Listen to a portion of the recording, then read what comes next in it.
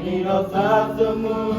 ni bertolak berkebak koplo Baiklah keseteweban Salah bakal dosa yang menjadi keikiran surau Tobohong ketek ketopelan Kemusik tak kemata dilen Terulah daya bersepuh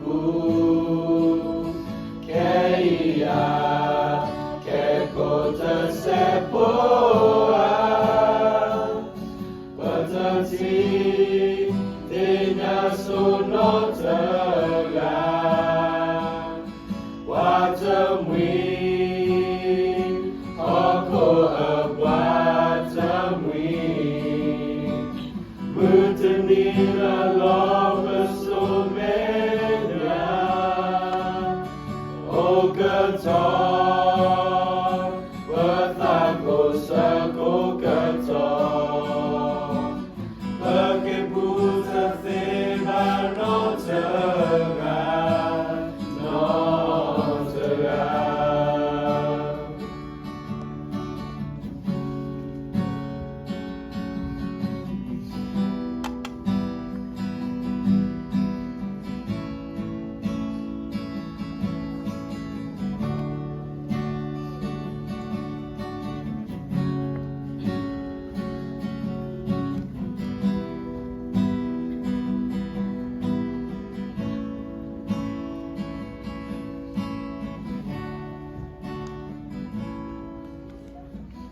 Dari dosa sekentut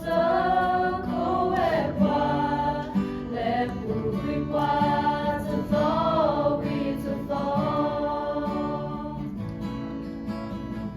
Tatemu meni mentolak berkoplo Temilaso teolah bersepuh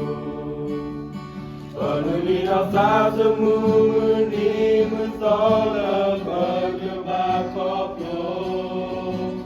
Baiklah keseteweban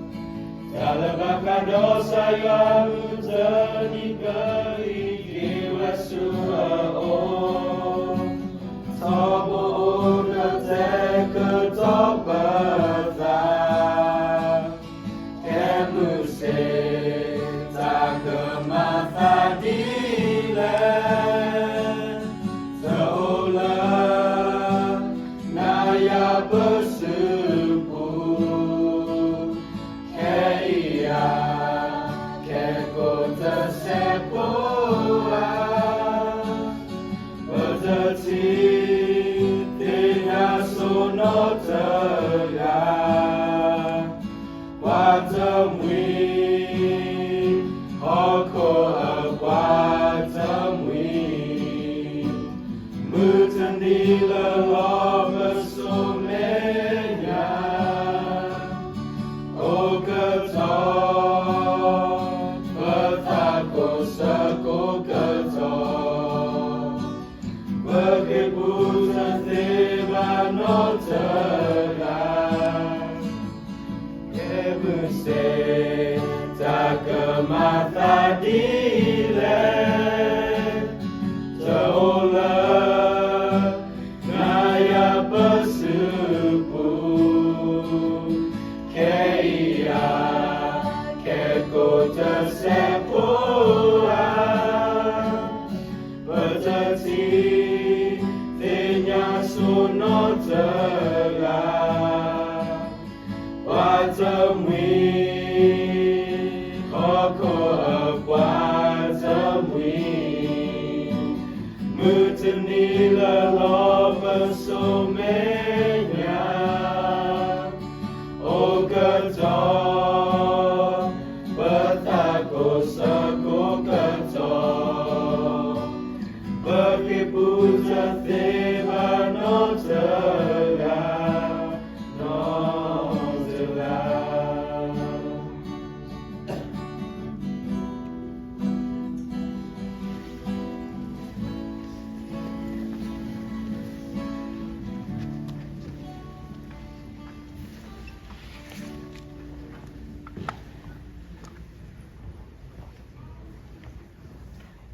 Sebagai tuan tasa,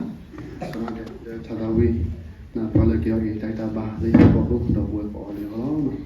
kalau kita tak selalu berada lagi kita satu sama.